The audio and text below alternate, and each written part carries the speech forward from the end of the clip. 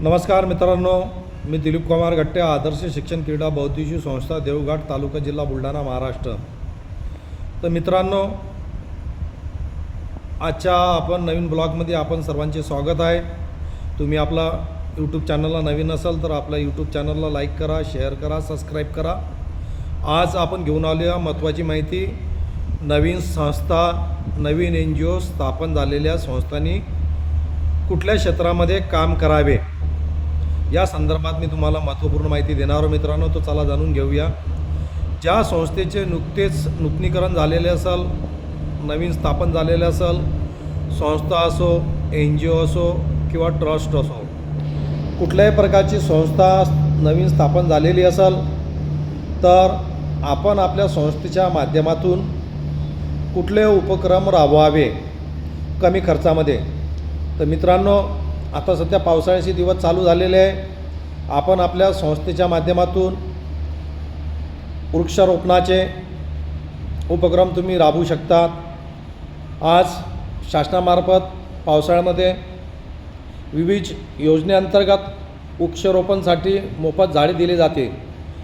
तर NGOने आपल्या परिसरामध्ये झाडे घेऊन याची झाडाची लागवड करावी।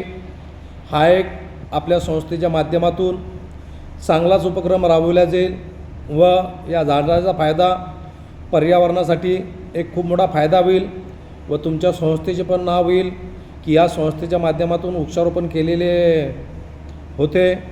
या वृक्षारोपणासाठी तुम्ही तुमच्या गावाते सरपंच, सचिव, नगराध्यक्ष, जिल्हा परिषद सदस्य किंवा जिल्हा परिषद अध्यक्ष किंवा ठाणेदार किंवा इतर कुठल्याही शाखेतील अधिकाऱ्यांना तुम्ही तुमच्या संस्थेच्या माध्यमातून आमंत्रित करावे। त्यांच्या हस्ते वृक्षारोपणाची लागवडची सुरुवात करावी, जेणेकरून या माध्यमातून तुमच्या संस्थेचे तुमच्या भागामध्ये नाव होईल, ॲन्युअल रिपोर्टमध्ये तुमचे नाव होईल। तुमच्या या वृक्षारोपण उपक्रमासाठी चीफ गेस्ट म्हणून, प्रमुख पाहुणे म्हणून कोण कोण उपस्थित राहिले याची पण सुद्धा तुमच्याकडे नोंद येईल। तसेच वृक्षारोपण किंवा पाणी अडवा, पाणी जिरवा संदर्भात तुम्ही लोकवस्त्यावर, पाड्यावर, आपल्या भागामध्ये छोटे छोटे उपक्रम राबवू शकता। पाणी अडवा, पाणी जिरवा संदर्भात तुम्ही माहिती देऊ शकता।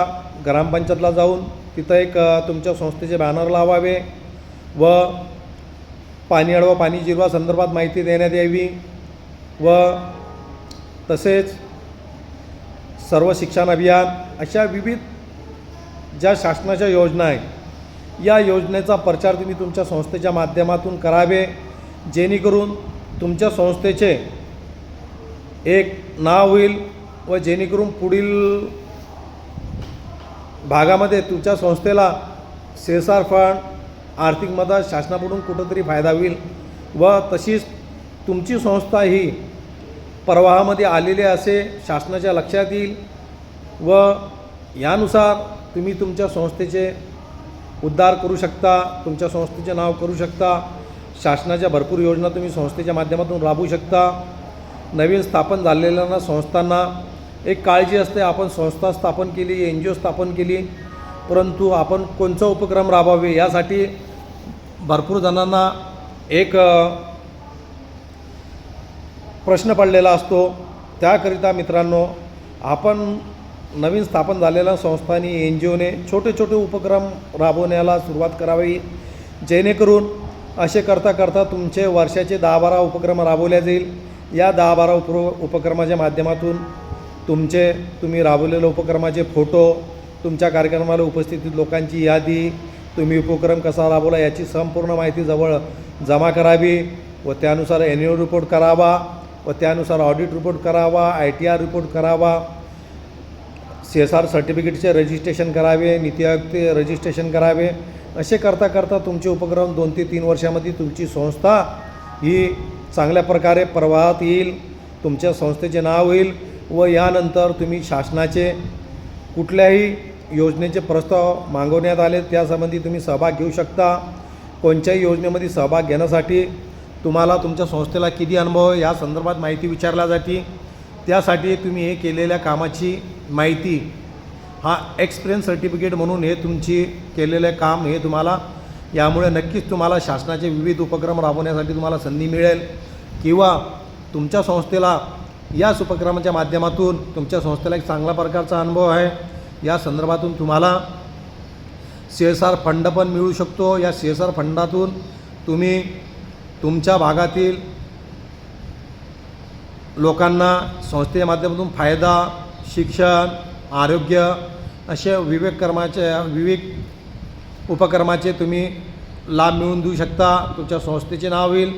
तर मित्रांनो, प्रत्येक नवीन स्थापन झालेले NGO संस्था ट्रस्ट यांनी मी सांगितल्याप्रमाणे छोटे उपक्रम कमी पैशामध्ये करावे जेणेकरून तुमच्या संस्थेचे नाव होईल व तुमच्या संस्थेचे धीरे सोर्त वाढेल. तर मित्रांनो, तुम्हाला माहिती कशी वाटली नक्कीच मला कमेंट बॉक्समध्ये कळवावे. जय हिंद, जय महाराष्ट्र.